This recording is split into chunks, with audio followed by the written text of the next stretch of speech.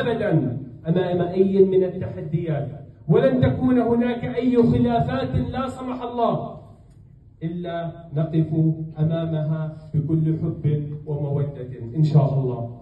فكل الشوائب والرواسب تقف صغيرة أمام حبنا لهذا الوطن وأهله، وتقف صغيرة أمام عزيمتنا ببناء حزب وطني قوي برنامجه الأول هو اقتصاد وطننا الحبيب، ويستند على ذراعين أساسيين: ذراع سياسي وذراع اجتماعي.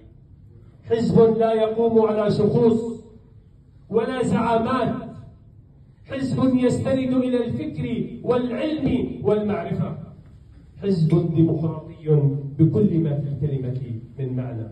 فالحزب بمفهومه ورؤيته وبرامجه أقوى من الأشخاص، أقوى منا جميعا. فديمقراطية اتخاذ القرارات داخل الحزب هو خط أحمر لا يمكن التنازل عنه تحت أي مبرر لا سمح الله. ولن نسمح جميعا للعمل الحزبي أن يختزل في شخص واحد مهما كان وزنه أو على شأنه. إننا في حزبنا الجديد إن شاء الله لا نبتغي السياسة كهدف، وإنما كأداة فعالة لتحقيق تنمية متوازنة داخل الوطن.